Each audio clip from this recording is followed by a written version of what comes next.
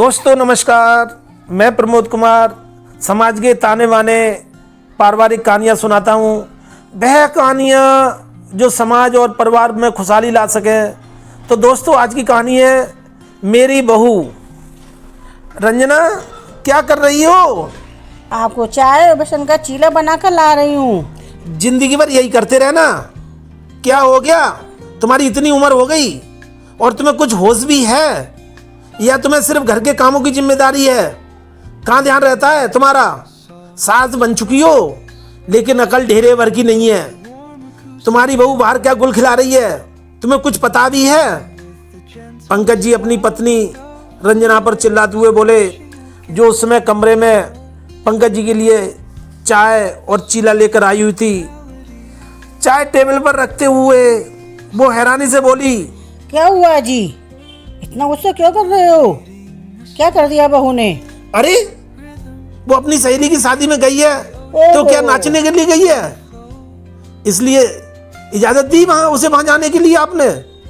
वह इतने लोगों के सामने नाच कर हमारी नाक कटवा रही है। अभी अभी बहन जी का फोन आया था, वो भी वहां अपने रिश्तेदारों के कारण गई थी। वहां हमारी बहू को ऐसे नाचते देखकर उन्हें कितनी शर्मिंदगी महसूस हुई, इसका अंदाजा भी है तुम्हें? पंकज जी गुस्से में बोले। ओहो, तो ये बात है, तभी मैं कहूँ इतना अचानक क्या हो गया। देखो जी, बहू अपनी सहेली की शादी में गई है और अपने पति के साथ गई है, और आजकल तो शादी में नाचना गाना बहुत सामान्य सी बात है। इतने में इतना गुस्सा होने की बात क्या है जी?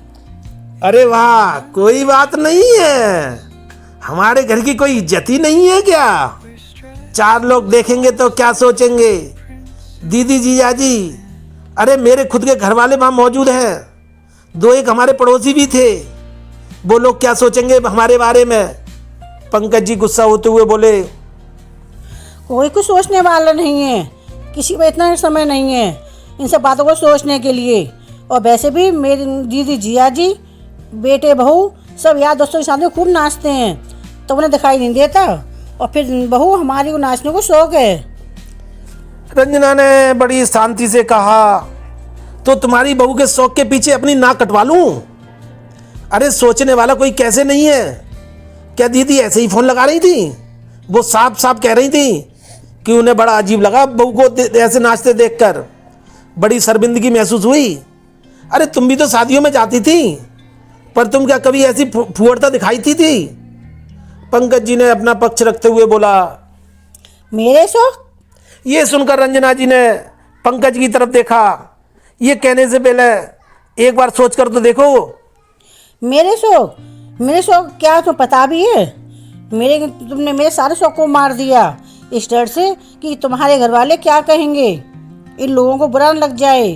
तुम अपने घर वालों से डरते थे, इसलिए तुमने कभी मेरे शौक को तवज्जो ही नहीं दी, और मैंने तुम्हारे डर को समझा और अपने शौक को मार दिया, और मैं तुम्हारे अनुसार ढलती चली गई। लेकिन मेरा बेटा अपनी पत्नी के शौक नहीं मारना चाहता है, और बहू शीतल का पति उसके शौक उसकी इच्छाओं को पूरा कर रहा है, तो किसी को बोलने का कोई हक नहीं है। अपनी पत्नी रंजना के जवाब से पंकज जी चुप रह गए। आखिर वो गलत तो नहीं कह रही थी। रंजना जी उन्हें वहीं छोड़कर बाहर आ गई और रसोई में जाकर अपना काम करने लगी। पंकज जी ठगे हुए से वहीं पलंग पर बैठ गए। सचमुच कितना बदल गई थी रंजना, आज उन्हें एहसास हो रहा था। शादी के इतने सालों में उन्होंने एक बार भी रंजना जी की सुनी थी। शायद यही कारण था कि रंजना अब जरूरी काम के अलावा दिल की बात कभी भी नहीं बोलती थी, या यूं कहें कि अब बिल्कुल चुप हो गई थी। मशीन की तरह बस घर के कामों में हमेशा लगी रहती थी। जब शादी होकर रंजना जी इस घर में आई थी तो कितनी अल्लड़ सी और खुश मिजाज थी। काम में भी बड़ी स्फूर्ति थी, बहुत जल्दी फटाफट सारे काम निपटाती थी। ज़्यादा ऊंचे ख्वाब भी नहीं थे उनके, छोटी छोटी चीज़ों में ही खुश हो जाती थी। बस दो ही शौक थे उनके, और वो भी बहुत बड़े नहीं थे, बहुत छोटे छोटे से थे। एक तो गाना गुनगुनाने का और दूसरा चाट पकौड़ों की दुकान पर खड़े होकर गोलगप्पे खाने का।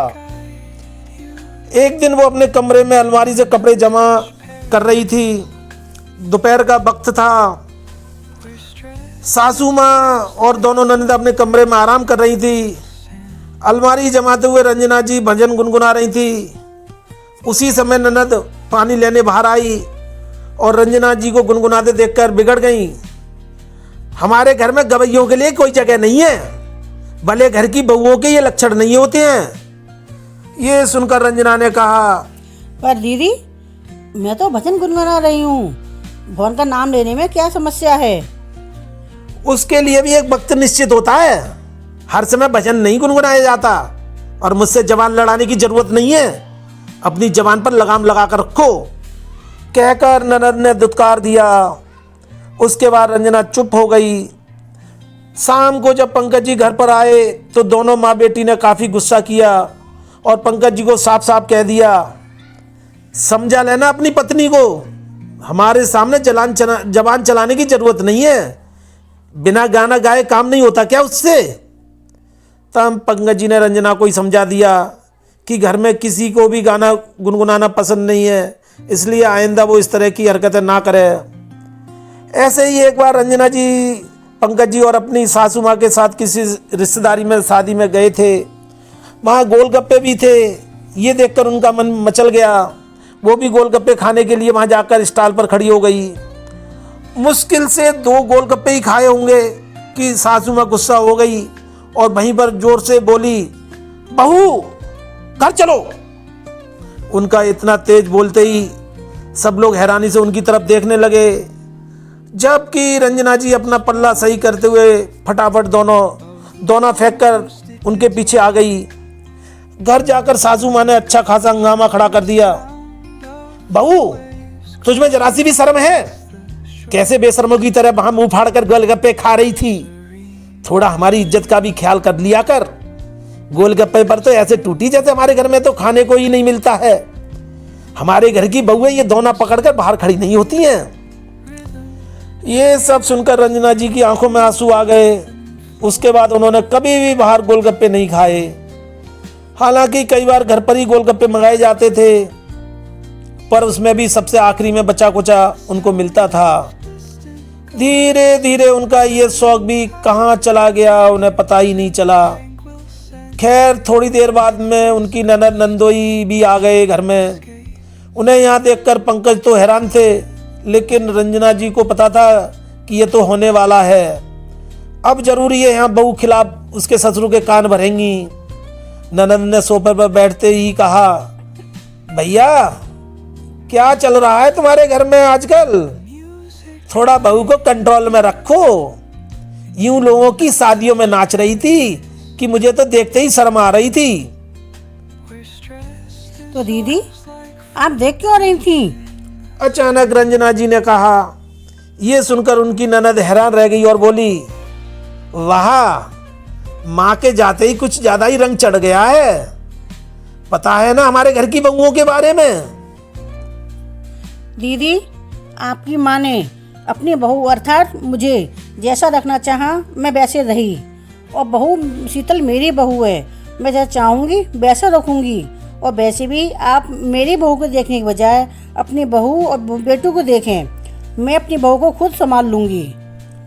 रंजना जी की बात सुनकर ननद हैरानी से अपने भाई की तरफ देखने लगी, लेकिन इस बार पंकज जी ने कुछ नहीं कहा।